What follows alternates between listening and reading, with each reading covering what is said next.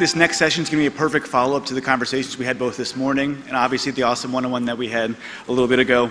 The topic of the panel is Envisioning the Future of Jobs and Skills, and it's going to be led by Emil Kristinovsky, who's the National Coordinator at International Labor Organization. Emil? So, ladies and gentlemen, welcome to the last panel before the lunch. I hope it will be interesting enough to keep your attention. In the first two panels of today, you heard and you set the stage, how the world operates in terms of economy, in terms of politics. Then we had a perfect introduction of the topics of the future of work. And actually in this panel we'll focus on the new forces which are transforming the world of work. And we'll focus and discuss the major challenges and also the opportunities that this future will bring. Of course, none of us know exactly what will happen, so this is the opinion of our panelists, how they envisage the future of jobs and how they envisage the future of skills. So first, I will introduce the panelists in this panel. I have Daniela Zampini, which is the Employment and Skills Specialist in the International Labor Organization. Then I have Aneta Antova-Pesheva, President of the Macedonian Chamber of Information and Communication Technologies, and also Honorary Consul of Canada. I also have with us Granit Almog-Barkat, which is an expert on change in education and leadership, and Victor Mizo, whom I know for a long time, and who is currently the Managing Director of Coastal Macedonia, part of the German family-owned Coastal Group. So we will start this panel by addressing the question which is how will the new technologies change the nature of jobs in different occupations and different levels? What will be the defining priorities of the new jobs? And most importantly, will they be perceived as quality jobs? Which jobs and occupations are at risk? At the same time, what are the new potential sources of job creation? So I would like to start first with Daniela and about her opinion about this issue. Yes. Thank you, because 5 minutes is ample time to tackle a very simple question like the one that you put to us. Let's say that I will share with you my personal views when I need to be a bit unpleasant and controversial, but to some extent I will give you also a little bit of a corporate view, if you allow me to say so, coming from the International Labor Organization. And I start from the end. I start from the conclusions. Basically, 2.5 years of work at the ILO, where we brought together what we call the Global Commission on the Future of Work. There were, I will use now the new expression I've learned today. It's a think and do foundation. We brought together academia, we brought together politicians, Nobel Prize winners, and we asked them what is the future of work. And the conclusion there, and if there's one message for me it's important to pass across today, is this one: the future of work is what we shape it to be. So there is a lot of responsibility on us, and not just on us as people sitting in this room with higher education, CEOs, politicians. I think that one of the jobs for Macedonia 2025, for instance, is to bring this discussion a little bit out there. Because it's not, the future of work is not only, if you look at technology, it's not only what is technically feasible to do. I think we have to give a little bit of consideration, and I think the CEOs in the room will agree with me, to what is economically viable, because it's not always economically viable to replace people with artificial intelligence or algorithms or some of the other tools that technology makes available to us, and it has to be socially acceptable as well. And I would like to emphasize that. I was sitting just before next to a colleague, I think their business is retirement homes, and I was thinking, yeah, that's a typical case where the human interaction is a lot more important than the technical feasibility and the economic viability, right? When we are in our older age, you wouldn't want to be dealing with artificial intelligence or with a nice screen where we order an extra dessert. If you want me to take the example that was mentioned by the previous panel, I think we would like to be treated by human beings with empathy and with the adequate set of skills to deal with our specific individual problems.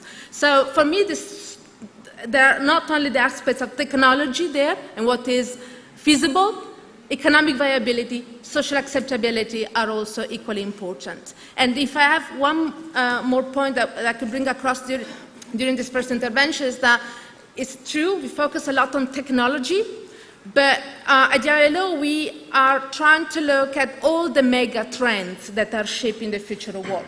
So technology is an important one. There is climate change. I think we will hear a little bit more about this tomorrow. And I think the demographic changes and globalizations are all contributing to shaping what we are doing in terms of the future of work and how we envision and we want to shape it to be. So not just look at technology and digitalization in isolation, let's look at the mega trends together. And I would like to maybe add, now it's me personally speaking, just to be a little bit provocative, standing as the last thing between you and lunch. I think we talked before about autonomous driving of cars and trucks. And again, I go back to the point of socially acceptable. If, as anticipated, fully, completely autonomous driving of cars and trucks will come into force, let's say in the next decade, every country, every single country on the planet will have to add 13 percentage points to the unemployment rate. Is that socially acceptable? Do you know any government that will risk elections? To be very pragmatic on this single point. So yes, it's technically feasible. We will hear about this. Is it economically viable and socially acceptable? Thank you, Daniela. That's an interesting point. But let's hear from the perspective of the companies in Macedonia. Yes, Let's hear from Aneta how this increased digitalization, automation is expected to affect the quality and the quantity of jobs, yes, and whether this, what is happening now in the world, these changes are actually opportunity for developing countries like Macedonia to catch up with the more advanced and developed countries. First, I want to thank you that I'm part of this event, of organizers, and especially Nikica, that I'm part of this panel. You know, I think that Macedonia is not far away from the world in IT sector. IT sector is one of the most developed in Macedonia, and from the number of the students who are study in our university, for example, Finki, it's, this year there are 1,080 students. Maybe 2,000 are studying, you know, in IT sector, which means, which is very good number. But if I am asked to make some predictions, what is going to happen, you know, in the future, this is not very easy task. But maybe I think, this is my meaning, that the most asked jobs are going to be engineers in all categories. This is the first profession. Second are going to be the doctors who are going to take care about the engineers. And third one are going to be cooks who are going to take care to be well fed. This is what I think. But maybe I'm obsessed from my profession and the people around me. But there are, and we have to be aware that some professions are going to die. This is, are going to disappear. And what you said, I said many panelists, you know, mentioned some of these professions. But I read one study from Oxford University. It was made 2016, which said that I think 47 of current jobs will disappear in 20 years. That is because all the processes are going to be automated. And the drivers are on the first place because everybody, you know, this self-drive, you know, even bus drivers, you know, truck drivers, even delivery, Uber drivers, you know, everything is going to be automated. For example, in USA, there is 15.5 million trucks on the road. With the trucking industry employed 14 million people, out of which 10 million are drivers. Those people would be pushed out First, because of new drive trucks. I was panelist 3 days ago, also on some forum, and one gentleman there, he said, that not only IT engineers are leaving the country, but also drivers are leaving the country from Macedonia, because it was labor lost in Macedonia, the title.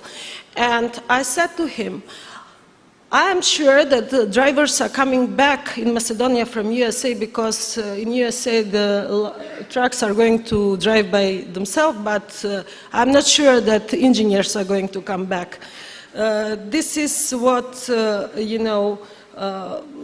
this is going to be a big problem in this field. Also farmers, somebody mentioned also here, I think that all we from IT sector, we are talking about the same things.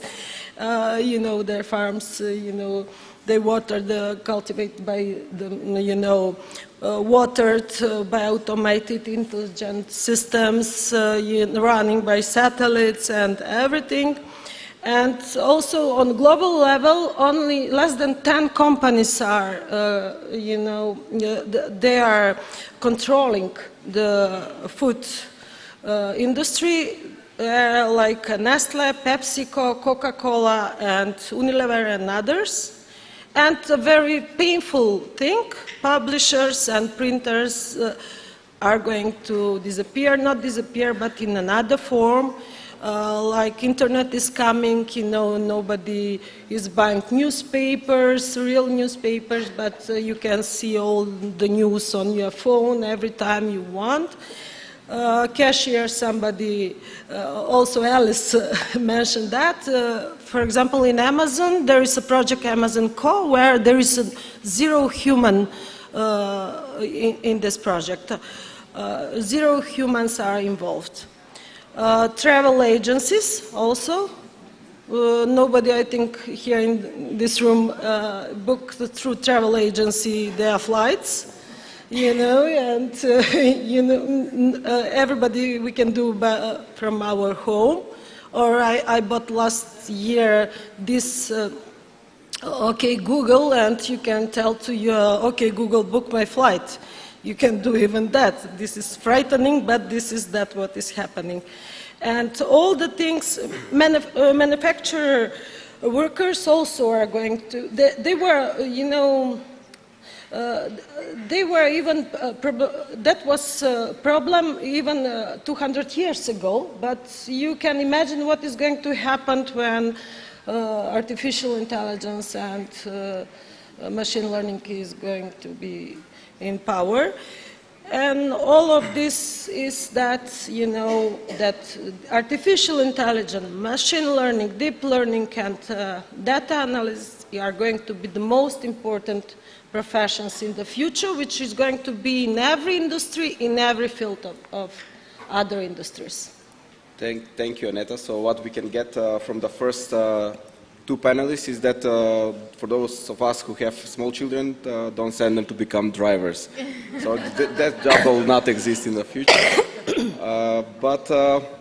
Anyway, a lot of jobs will be destroyed, but a lot of new jobs and their opportunity will be created. And here with us we have Granit, which is an expert in change of education, in the change of leadership. I guess the leadership skills will be still required in the future.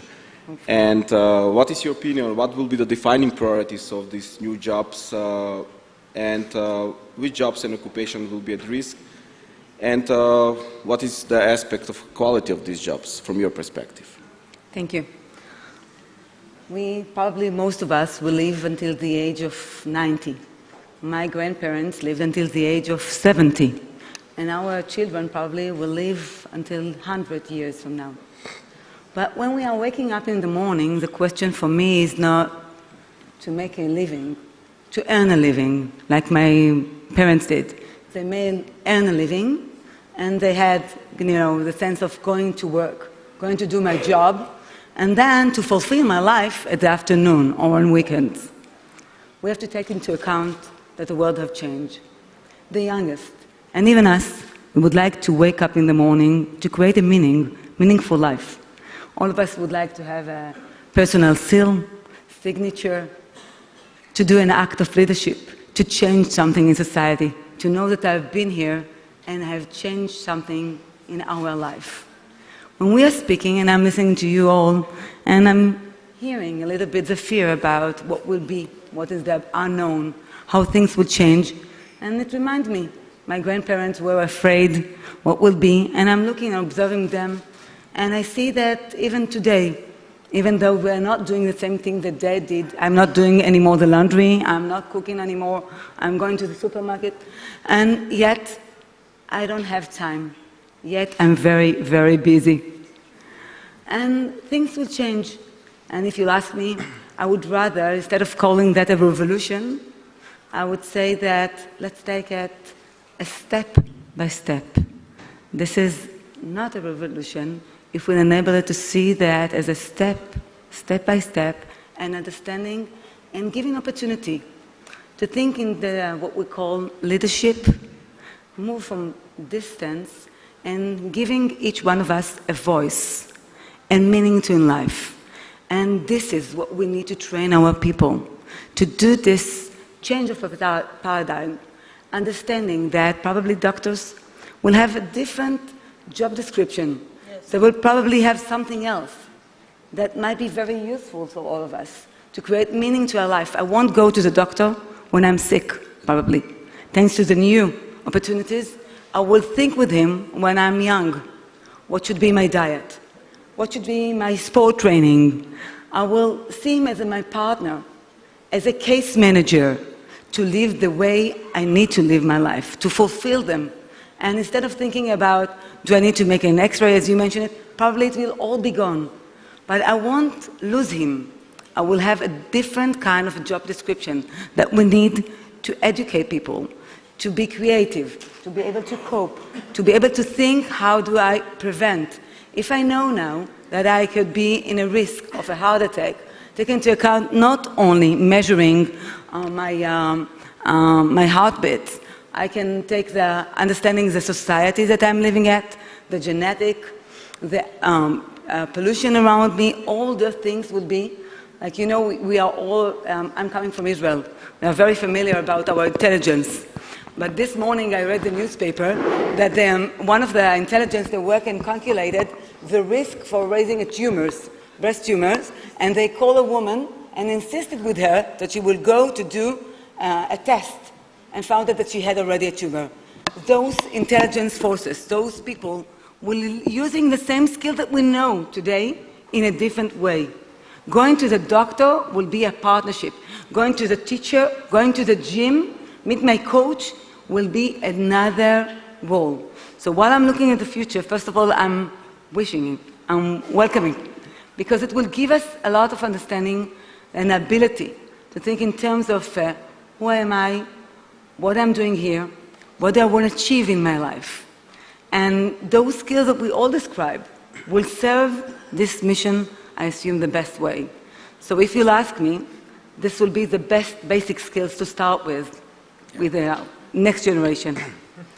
Thank you, Granit. I really like your positive note, and I really like your belief in the transformative power of our societies. So I really like that, and I hope that we will have this transformative power to transfer, also to transform our Macedonian society here, and then make it a better society. Between revolution and evolution, that's what I would say. And also between, yes, your evolution point of view.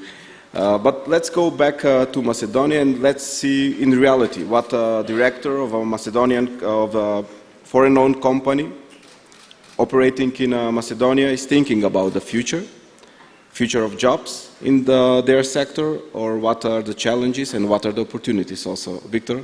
Yep. Thank you. Unfortunately, I don't think we'll be having automated driving anytime soon in Macedonia. First, I think we need to improve our infrastructure, roads, and everything else before we get there.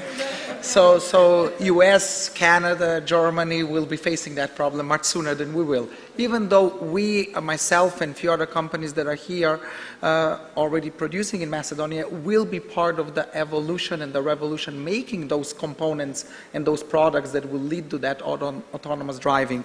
But I think in our case, what we have to see more in the local and regional aspect is really usually many companies, especially in the automotive industry, they were always moving to find, as probably the most mobile industry in the world, always looking for the right type of labor in terms of skills, in terms of availability, and cost effectiveness. I'm not talking about the cheapest labor, but the right mix in terms of best cost location, because you do not always have to go next to your customer. In our case, we don't only produce for customers in Europe, we produce components for Tesla, we produce which is assembled in California, we produce components that is for Mini that is assembled in China, but it is the most cost competitive location at the moment from our global footprint here. So we have to move from this labor intensive to more capital intensive industries. So whether we call it Industry 4.0, whether we call it automation, robotics, algorithms, machine learning, it's not going to be all the latest technologies in the Western Balkans. We have to learn more and more about semi-automated and maybe fully automated processes and how to find the right skills for people to actually operate, program, and maintain that equipment. That is the biggest problem that we're facing. Really to find the skill set and finding the people, because it's not only about education, but it's also about experience in order to have people working in those industries. And we as a country, we almost, I don't want to say we squandered 30 years, but probably we squandered about 20 years since the breakup of Yugoslavia. It was a process of deindustrialization. Very little investment in industry, in economic development. People in the general region here thought about too many other things in the 90s than what we should have been thinking about, like the rest of Eastern Europe. So we have to even catch up to our peers, which are just 1,000 kilometers away from us. You know, if you look at Hungary, if you look at Czech Republic, Slovakia, they are unfortunately in manufacturing light years ahead of us. And we have to catch up. But we also have to create those right type of skills, and it's not about losing certain jobs, but creating new ones and creating workforce through training, through proper education in order to be able to catch up to the region. So in our case, it's about finding people that can maintain, let's say, complex equipment. And finding those type of people, it is not easy at all. And it is not a problem of our country only. It's a general problem. I think that problem persists even in the Western world. But we have to know that we're not going to take away jobs from certain parts of the world unless we have the right skills here. So what type of jobs we will lose? I guess in our case in Ohrid, you know what will happen? Because if we offer better jobs, better paying jobs, more stable jobs, we'll run out of waiters. To be honest, I've taken all the waiters from all the restaurants around the lake because people want to work for me. They don't want to work there. And I haven't had problems with the waiters and coffee bar owners. Why are you taking all our people? I said, where? But those people are going to be your customer throughout the year, not only in 2 months during the summer. So it's the chicken and the egg. Is this more important for economic development in the country? Maybe we'll find people that will be waiters who are, let's say, third or fourth year in high school, or maybe, I don't know, university students who want to do a summer internship. Because we also have problems when we talk to universities. Everybody wants to do work and travel in the US rather than doing a summer internship in engineering here. Or many people want to work in McDonald's in Germany because they will make more money working for 3 months in McDonald's in Germany than doing a proper summer internship in Macedonia.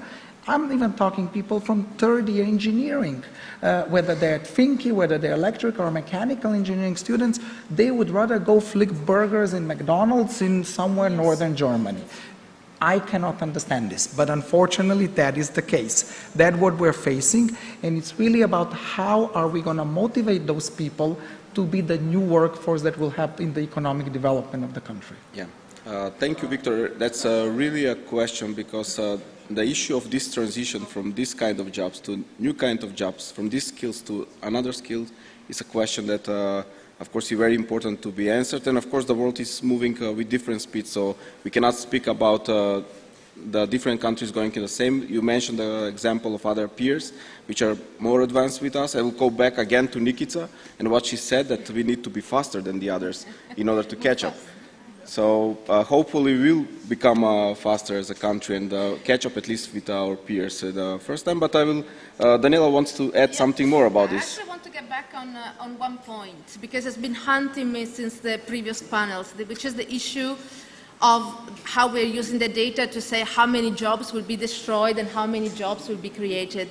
We heard in the previous panel about the PricewaterhouseCoopers, 47%, no, I think it was more than 50% in the US. You cited the Oxford studies. I have a list of about 15 different studies, like from Asia, they say 56%. The OECD for Europe says that less than 9% will be destroyed by automation, 9% of jobs will be destroyed by automation. So my conclusion is actually that nobody knows. Nobody knows. As ILO, I can tell you, nobody knows really. And that's, I think, where it becomes important that we table a dialogue, I think, even at a more decentralized level than country level, because people in our communities, they do not experience global trends. They do not experience digitalization, automation, climate change. What people experience in their communities every day is that, to date, we still have worldwide about 30 million people who died every year because of accidents at the workplace. We have 1/3 of the workforce who still work in informal employment. We're talking about 2 billion of people in informal employment. This is what people experience every day in their communities. So when we talk about these global trends, how many jobs will be destroyed and created, we have to be truthful to ourselves and say, well, we don't really know. What we can do and what we can engage on is in a productive dialogue. It was mentioned before, labor, government, companies, enterprises, and so on, and try to work it out for ourselves what it means today in Strumica, in Bitola, or whatever, what it means in practical terms for the communities that, they do not experience artificial intelligence and algorithm, but experience informality and death at the workplace. Thank you, Daniela. And then we come back to the issue of the current situation that we are facing at the moment.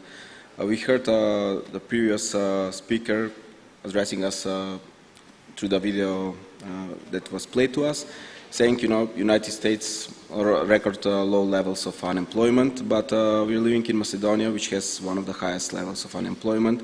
And what is even more worrisome, of course, is the low level of employment, one of the lowest in Europe. And then in light of that, and in light of these changes which are coming, how, Daniela, from your perspective and from the perspective of the ILO, can full employment be achieved in the context of the current future technological changes? What policies do we have to do nationally, but also globally, in order to be helpful, in order to realize the full potential for job creation?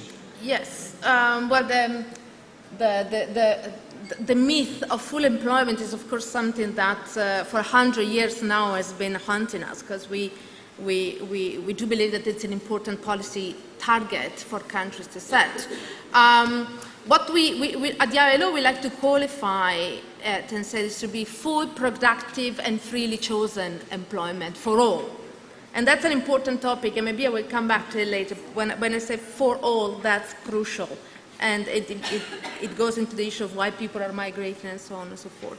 Now, I mentioned before the report of the Global Commission on the Future of Work, and they came up with a series of policy options, that they actually 10 policy options that countries would need to adopt. I don't want to go through all of them, but I think the key message is that when confronted with the challenges of digitalization, for instance, the policy agenda should be more human-centered. If you look at what all the statements of the commissioners and the Global Commission on the Future of Work have come to at the end of 3 years of gathering and learning and exchange has been that we need a more human-centered agenda. Some of the practical options, we are already aware of what they are. Lifelong learning, I think it has been mentioned already a couple of times during the works today, but it should be universal. Everyone should have access to lifelong learning, regardless of whether you are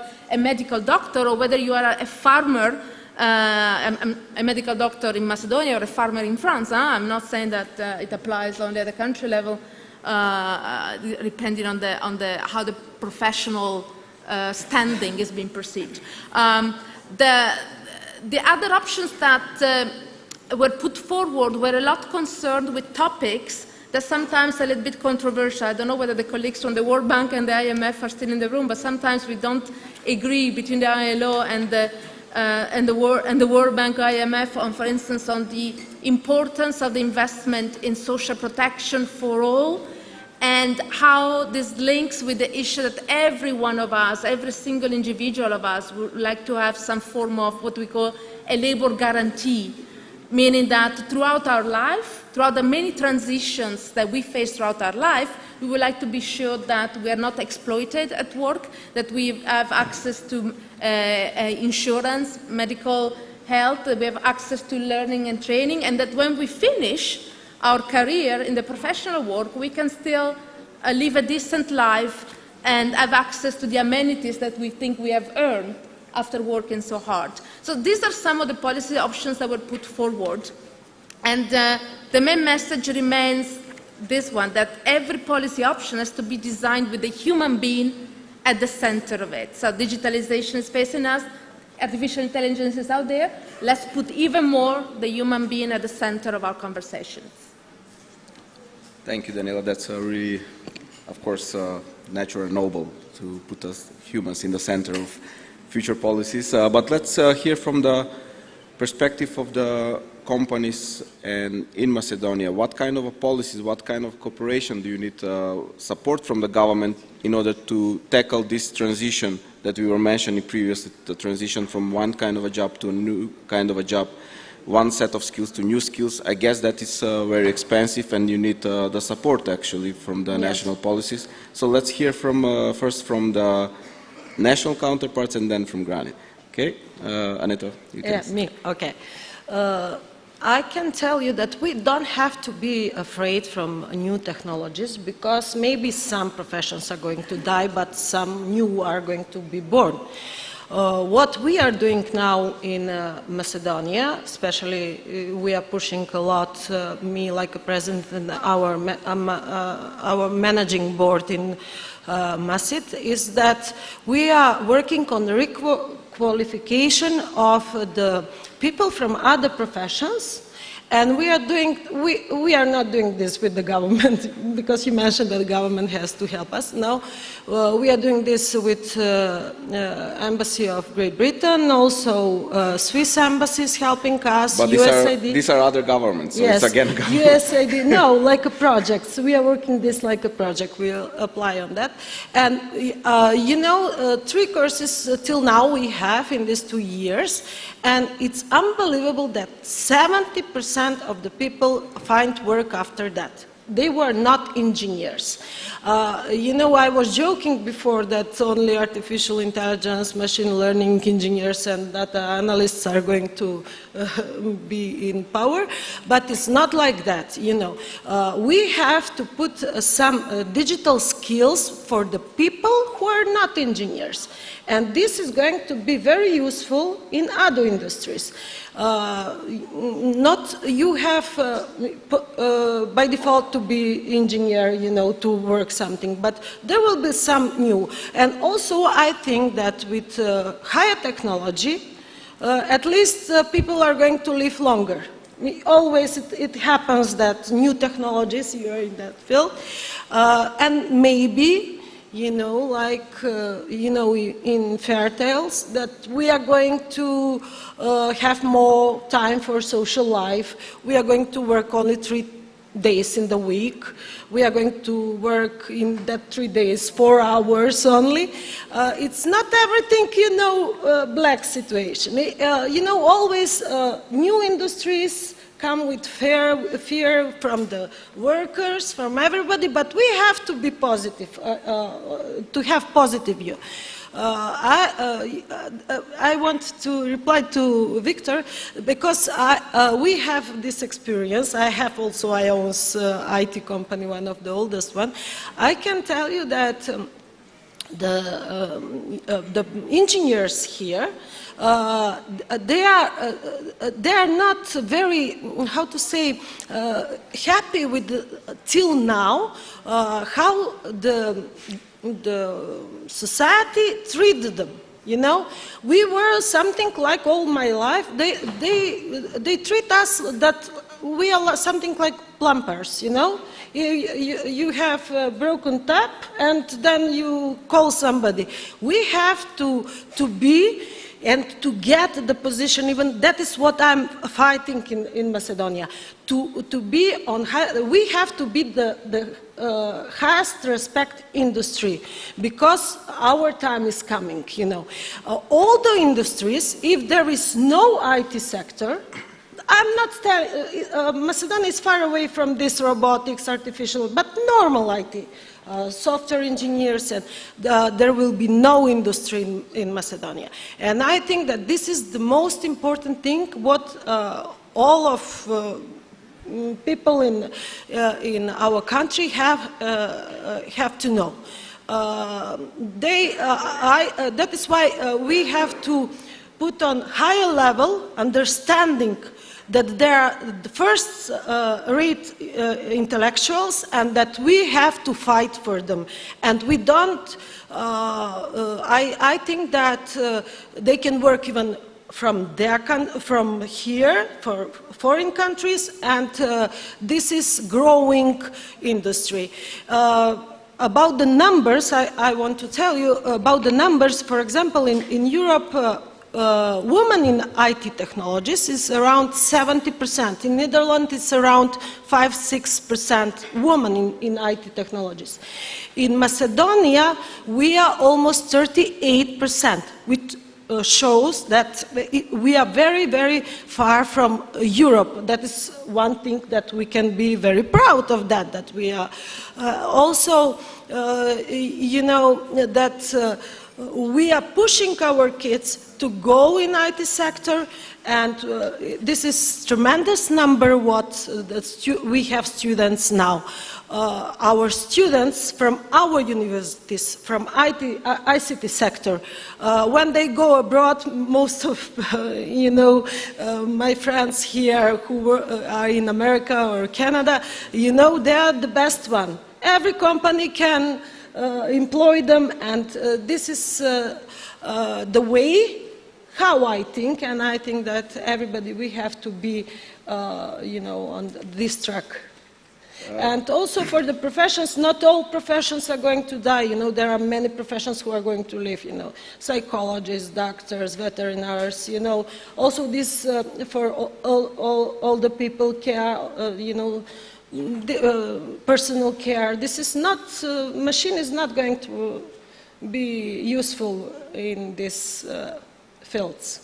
Of course, thank you, Annette. Of course, we will not have a future without jobs. So there will be jobs, but different kind of jobs. Different kind of jobs, yes. And you're coming really from a very advanced sector. Of course, your messages. Hopefully, if there are people from the government here about the center of the policy of the government to be IT sector, then that's a message I think they will take on board. But let's before we come back to you again. Let's go to Victor and Can I say only one thing? Yes, with the government, we were very pleased because it was our asking, to make flat taxes, because in Macedonia, the highest income has IT engineers. Average in Macedonia of IT engineer is around 1,500 euros, which is highest possible level, and this progressive tax was very attacking our sector. And I'm always saying to my employees and the engineers that, 2,000 euros in Macedonia are much more than 4,000 in Germany, because you have family here and you have all, around you, schools, kindergartens, yes. Thank you, Neta. Let's hear from another sector, from the perspective of the automotive parts industry and the challenges that you're facing. It's really about mindset change and about the mentality which exists here in the region. Many people still think of manufacturing that it's about exploitation of the workers. Many people perceive that this is 1850 Manchester, or that this is some type of, I would say, heavy steel industry which is very dirty. And people would, I think in Macedonia, in the whole region, people would like to go to work in the public administration instead of working in manufacturing, even though I can attest that not only Costal, but quite a few of the foreign advanced companies that are in Macedonia in the manufacturing sector, some of them are even cleaner than food production or pharmaceutical industries. So this mindset has to change in terms of what we offer, and that what we offer really it's a career progression based on merit, based on capability, that these people can advance regardless of who they know, whether they are part of a political party or they have any other type of connections. So that unfortunately in this region is still an ideological problem. What also we have a problem is with labor mobility, and I'm only talking local labor mobility. Many people that are from Skopje, for them it's like, wow, I have to go to a town which is 2 hours away. They're thinking that this is going to the moon and back on a daily basis. I mean, this is, no, but it's not only about the infrastructure. It's not very difficult. We're not talking commuting from New York to LA. We're talking 2 hours away, moving away. I'm not expecting that everybody here would have the American mentality when they're 18, they'll be kicked out of their home or they'll live on their own and see their parents at Thanksgiving or Christmas. No, but here people want to live in the same house where their grandparents lived. And they think also their grandchildren will have to live there as well. It's really about labor mobility. Go and move to a place that gets you a job, that provides you opportunity to grow, to work, and to actually develop yourself. And I'm not talking across a border. I'm talking within the country itself. And that's not very easy in order to persuade the people to move outside of their hometown. But we also have this idea of what does work mean. Working for a German company, if we start at 8:30 in the morning, it does not mean that you clock in at 8:29 and 47 seconds, but that means at 8:30 your computer is turned on and you actually start working. Not that you come in just 3 seconds before the deadline, and then for about 45 minutes you drink coffee, you talk about the football match, maybe somebody about the Turkish soap opera the night before and everything else. And then of course 45 minutes before the end of the working time you have mentally switched off, even though your computer is still flickering a little bit. So it really means that you have to be for 8 hours productively working and what you're doing, because we have to compare what we do here, not only in the manufacturing process, but also in the engineering or the administration with our counterparts within the same company globally. So why should it be different here than in China, than in Mexico, Ireland, or the Czech Republic? And that is very difficult because you have to instill this idea to the people that nowadays it's a global competition. It's not a local competition. And these things, it's not really about government. It's about local mindset change and examples of foreign companies that are here that are changing the idea of what does work mean, and productivity means increasing of salaries. I'm not going to go in the debate of minimum wage, which way it should go, but I'm going to talk about if they are more productive, I have no problem. I cannot pay the people the same amount as we as a company can pay in Czech Republic, unfortunately, because Czech Republic had the salaries we have now 25 years ago. It's a progression to get to that level. We cannot in 2 years have a quantum leap to get to Czech Republic salary levels. And also when we talk about unemployment, it's not 17.5%. Let's have a census and see what is the real unemployment and what's the real GDP per capita. I think one will go up, one will go down. But it's also how many people really want to work. Because we have a situation that after 2 days you offer somebody a job and they don't even show up afterwards. Oh, this is too difficult. What do you mean it's too difficult? You know, you're sitting down, it's highly automated job, or we have to work in 3 shifts. But that's normal nowadays. And they have to understand that this is the production process. We cannot be any different than other companies around the world, but it's certainly not Manchester in 1850. And Karl Marx is not going to write about the labor exploitation. We have moved on from that standpoint, even though we're a German company. Okay, Victor, okay. I'm sorry we don't have the unions here, otherwise it will be a more heated debate because I think they will contradict you with your statements. But of course, we have here the perspective from the employer's side. I would like to go now to Granit, and I would like her to address the issues. We talk about the new jobs. Those new jobs will require new skills. So what kind of skills would future work require? What does that mean for the skills development strategies, for the education systems? How do the education and training systems need to be transformed to equip the workforce with the skills and the competencies which are required in the future? And then how do we strike the balance between ensuring quality of the training on the one side and also then meeting the demand for more flexible and shorter learning pathways that usually the employers and the private sector is requiring? So I'd like to start with you as an expert in that. Yeah, in such a short time, and I have to admit I've been challenged by hearing you. So I'll try to challenge you back if it's okay with you. Okay? Yes. Okay. So I believe, and you will correct me if I'm wrong, that Israel, like Macedonia, we are lacking a lot of natural resources, like in Macedonia. But I truly believe that precious assets of our countries, or I would say the natural resources, are sitting here in this hall. It's us. It's you. It's a human being. This is our natural resources. This is what we've got. And while hearing you, I don't want to think that I'm going up to work in 3 shifts. I don't want to know how much is the salary. I don't want to know what all the small details for me that you mentioned. I want to know that I'm part of a big thing, that you have a vision, that I'm engaged through that vision.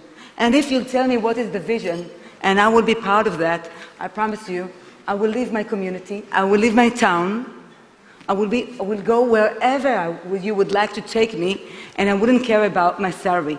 All I need to know that I'm making something that is bigger than some of the parts that we are. In that sense, it's very easy to motivate people to change their life, to move, but they need horizon. They need to know what is the professional path. We all need to know. I need to know where I'm heading to. I need to know what is the plan ahead. What am I part of? So that if I know that, then I'll be able to do those kinds of change that you all described so well. And we're all being frustrated because we look at the people as an employee. We look at them as we are the bosses, they need to produce something. No, we are doing something together. We are creating something together.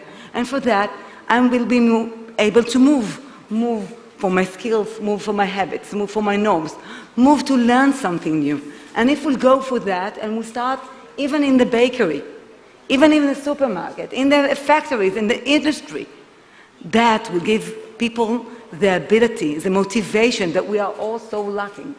And by that, we'll stop thinking about people, our prisoners in many ways, okay? The employee, they need to be here. We want to tap them to stay with salaries? No, we can't. We can tap them in having added value. What is it, your added value? What is it that you are bringing to the game? What is it that you are bringing to our partnership? And we'll start thinking about those terms. I think that will be those of the skills that we're looking for. And if I'll take that another small step, and I hope you'll still with me about that, I want to take something. If you'll ask me, what are the education for the elite of society, or what is the education for the, I would say, the lower levels of society? I want to be honest with you. I think that all what we're teaching scientists in the sense of computers, automation, it's obvious, you know. being able to read so many data, analyze, it's obvious. But this is the basic skills. This is, I would say, this is for the lower levels of society. The richest people, the elite of society, like you, will be sitting and having a dialogue, learning from each other. This is the education that we are looking for. Like Plato, like Socrates, they were sitting together, learning from each other, having this we're having now, a debate, hearing you. By hearing you, I'm asking myself already questions, you know. What is it that I'm listening to you? How it changed me, my perspective? And this kind of a dialogue, this is the best education that we can offer to a next generation. They will need to learn philosophy. They will need to learn to deal with complex issues, complex dilemma. They can't do that with a computer. They can't do that with another algorithm. We need to give them the tools. We need to start with that, counting on them, giving them opportunity to lead a change, to learn, to practice what we call leadership. Give them this change, opportunities, the stage, practice your leadership. Then they will be able to lead. No matter what the change will be, they will be ready for that.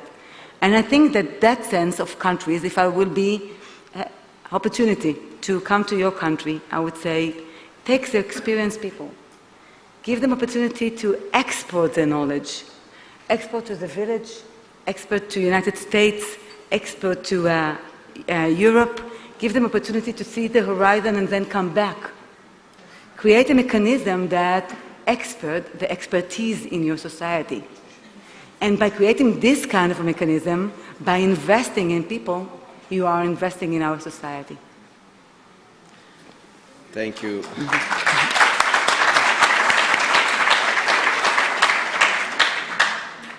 Thank you, Granit. So, during this panel, we just touch upon the issues of future work, about future jobs, future skills, and of course we talked about the challenges and we talked about the opportunities.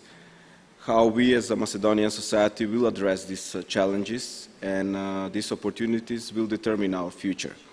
So, not going into another round of discussion, I would like to give more floor to the audience and to see whether somebody in the audience would like to say something, ask a question to the panelists, so we give more. The gentleman there first, and then Nikita. Yes, thank you. My name is Gregory. I'm from Struga. I'm an attorney. And before my question, I would like to give a small remark. I expected these panel discussions to be more interaction, to have more interaction between the panelists and the participants, and I think that we both agree about that. So I would just give a warm suggestion to the organizers to leave a bit more time for questions. There is enough time, so don't worry. Yes. So to my question. First, Mr. Mizo, I am afraid to say that we are running out of waiters in Struga too. I would like to ask you a question. What do you think about lawyers? Are lawyers going to disappear with artificial intelligence? Because I read an article that is predicting exactly this. And the other question is, do you think that we are becoming more technology dependent, and is this dangerous for us? Let me answer. For all the participants. I'll answer first the second question. Are we becoming technology dependent? I think that's the necessity of how the world is moving. Is that a bad thing? As long as we can control the technology, I think it's not a bad thing. It's going to make our life easier and our decisions easier, and we'll have more time to do more tasks within our working day. Is lawyer profession going to disappear? I think in Macedonia we have some time before that happens. But I think you would agree that we have too many lawyers, we have too many people that study social sciences rather than technical skills and engineering, because those are the type of jobs that we demand on the market. Those type of people can find a job very easily. If somebody studies law or if graduates in the next 6 months, how easy is it for that person to find a job in Macedonia? I think it will be not very easy at all, right? Yeah. Thank you. Daniela, do you want to say it? I wanted to react to this, because I think, again, it goes back to the issue, what are we measuring when we measure the impact of technology, digitalization, or these other mega trends on the quantity and quality of jobs? We are not very accurate in what we measure, because I'm not saying that the lawyers as an occupational family will disappear, but certain tasks that lawyers are often asked, and lawyers, and I could mention any professional family here, but certain tasks will disappear from their job description. So maybe not the entire job, and certainly not the occupational category, but certain tasks related to process management, like issuing contracts or validating processes. These tasks will be better done and more efficiently with lower margin of errors, probably by machines fed with the proper algorithms and so on. So we have to be very careful as to what we measure, because one of the faults that we found in some of the studies that predicted this very gloomy picture of total job destruction due to artificial intelligence and machines, their fault was that they were associating the destruction of certain tasks with the cancellation of the job and of the occupational category. And that's where some of the researchers in the room will agree with me that this is a bit of a research fallacy that some of the studies have had and continue to have. I agree. It's not an all or nothing scenario, in my opinion, also. But how the things with rule of law is happening in our country. I think we need some machines with artificial intelligence who are going to be instead of judges and prosecutors now. And okay, so the next person, it was Nikita, and then. Okay, so you were asking for her. Okay, please introduce yourself and ask the question. My name is Dragana. I have a question about auto job, especially for auto drive, the auto pivot. What is the responsibility if something makes wrong? If somebody's killed. If somebody's killed, yes. Because we mentioned previous session, there are many bugs happen and it should happen. And now, what is the morality behind the auto pivot? Who takes the responsibility? This is So here I will first. This is very critical. It's a crucial question because it's a very sensitive. It is. And instead of the panelists, I will give Nikita a chance to respond to that. Oh no. First, let me say that if I had the chance to choose the panel, this would be the panel that I would like to be in. But thank you, everyone. So I'm now in a position to ask a question, actually, to think along with you. There was this recent study of World Bank saying that artificial intelligence will really kind of bring many occupations and jobs to end. But the least replaceable job position was which one? What do you think? So this is kind of a question. Lawyer. No. It's not. No, sorry, I tried. It's the ones who use the human brain, I believe. No, politicians. Oh la la la. So we are stuck with politicians. Yeah. Sorry, but you know, machines cannot learn how politicians make decisions. Which is worrying. So, but my comment is other. I think that in most of the studies, what we see is that you know, because I have 2 small children and I'm thinking of, you know, where to actually direct them to, what is the future of professions and so on. And I think we have to talk about skills and not really professions, so take it step by step. And I think there are 2 skills which are very important: critical thinking skills and problem solving skills. Yeah. So this is what we should learn, every young person, this is what we should learn throughout life. Yeah. But actually, please. But actually, normally we do not classify these as skills. These are what we call core competences. So critical thinking and problem solving is something that probably the education system should enable us throughout our life and our children to have, because that's also important. It concerns us as well, because throughout our life now we need to train and retrain. And this also bears the question that who pays for skills? I always raise these questions in this type of gathering, because is that employers. well, normally the education system, which is also financed with taxes, should be able to provide these core competencies to people, create a decent human being who are able to reason rationally, who use their brain to think critically, and they are able to solve problems. And skills should be provided by the companies because they know what skills they need and how they need to be forged to address a certain specific workplace-related issues. And I wanted to go back to, if you allow me, with the statistics about your question.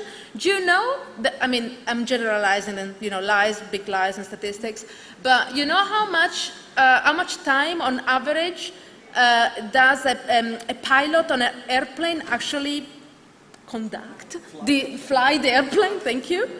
Like a percentage, like you put a flight duration of 100%, let's say. So for how long is the pilot actually, he or she, actually piloting the plane? 50%. 7%, according to, I mean, again, it's an average, but the rest is done by the machine. However, this is a big issue about who takes decisions in critical moments. And when we saw what was happening with the MAX 7, MAX 8, the airplane that was taking nosedives, right?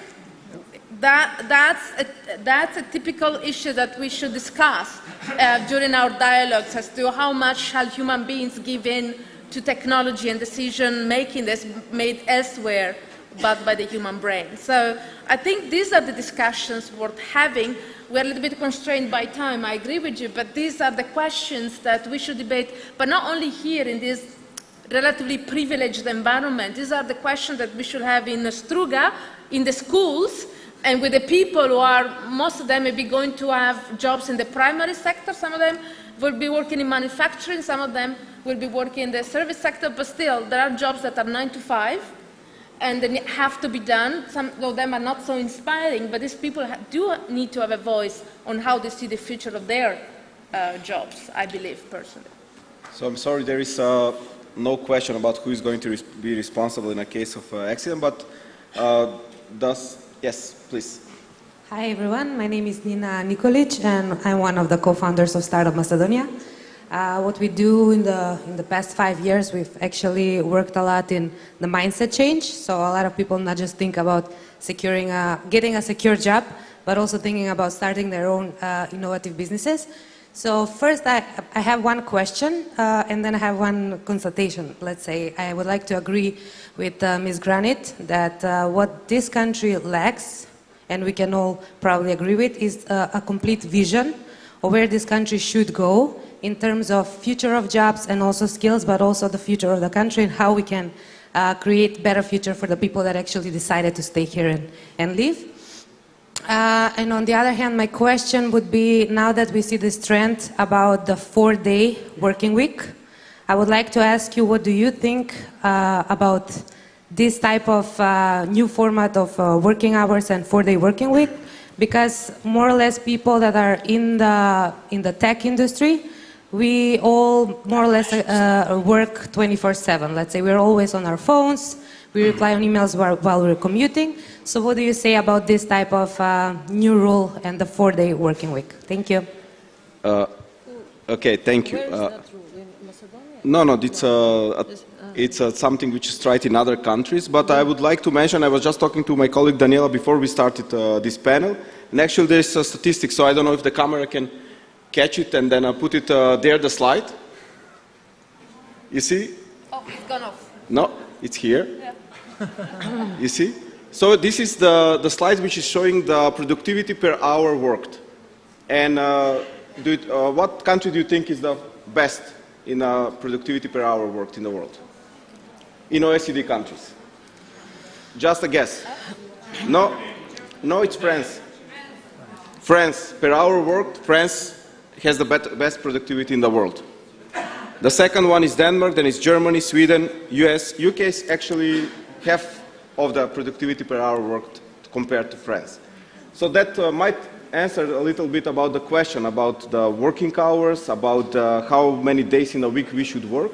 And then I ask Granit if she wants to add anything regarding the other part of the question. Honestly, I'm not surprised by what you said about France. I did my PhD, so I lived in Paris, so I can share with you what I like most is exactly what I try to describe. They have a long vacancy, you're probably familiar with that.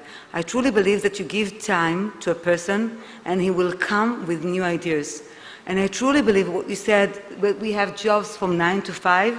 Yes, but even the cleaner in a pharmacy or in a factory of medicine needs to know that what she's doing is very crucial to the success of the mission of organization.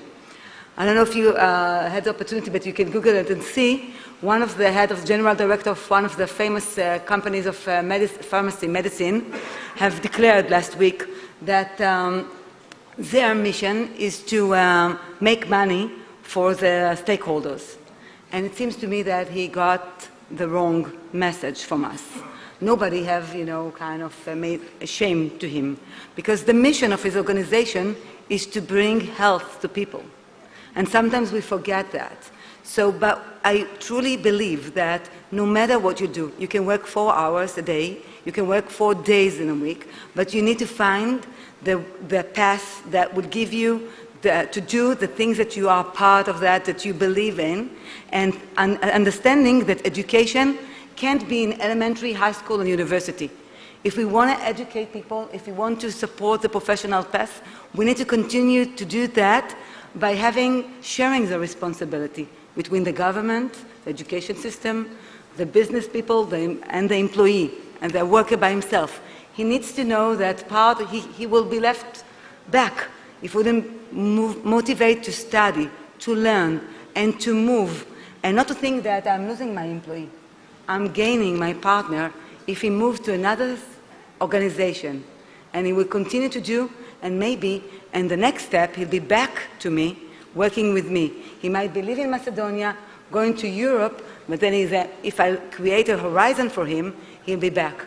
So the question is not how many hours do we work, know how productive you are. You'll be productive if you take the time to come with your new ideas, to bring your ideas to organization, and then, from my point of view, you can work 5 minutes a day if you made it, if you achieved it. I don't want to measure the time. I want to measure the change. I want to measure how we change society, how we gain our goals, how we made the impact, the influence that we're wishing for. Thank you, Granit. We have time for one more question. So is there somebody in the audience, which is the lady there, and then the gentleman here? So you just put the 2 questions, and then we will see, maybe they coincide. Thank you very much. My name is Marina Chevska. I'm owner of the Center for Business Psychology in Macedonia. And 12 years I'm working with the companies and individuals to grow the collective intelligence in Macedonia through the personal development. And what I hear here, that we have to be critic, that we have to achieve, but without the dreamer in us, we cannot do anything. Because even the technology is made by the dreamers. And what is also very important, what I really work on it a lot, it's the balance between the ego and the soul. Because the ego is an achievement, but the ego serves the soul. And what this country needs is the soul. And the soul is connected with the collective intelligence.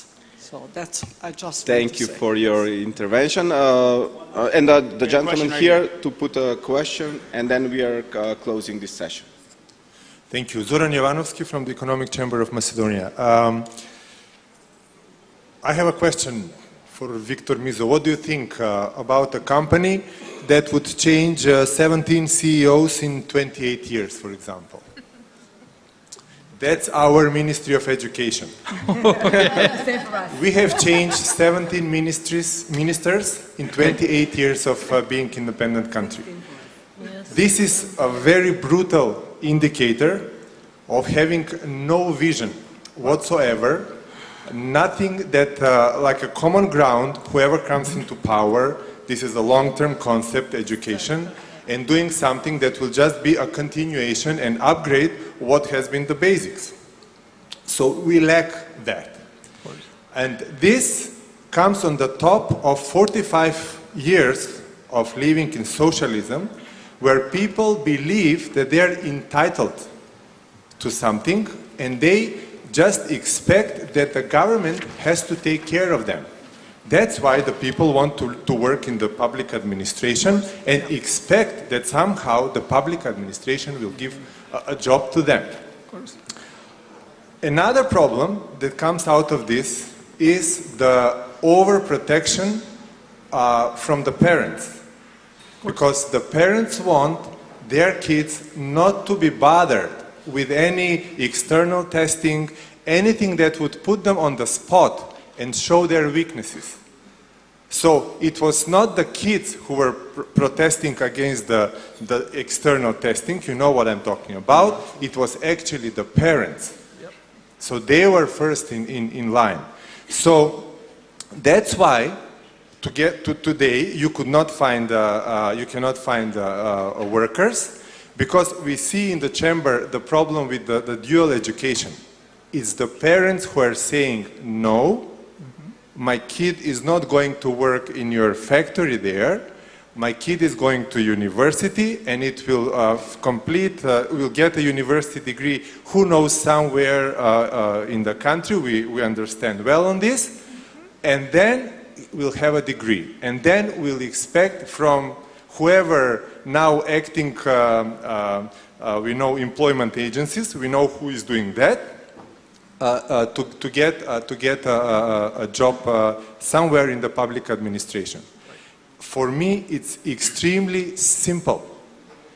It takes the leaders of this country to sit together, decide where they see this country 25 years from now, set the goals, and say whoever comes in power will just upgrade, and it takes courage to do that.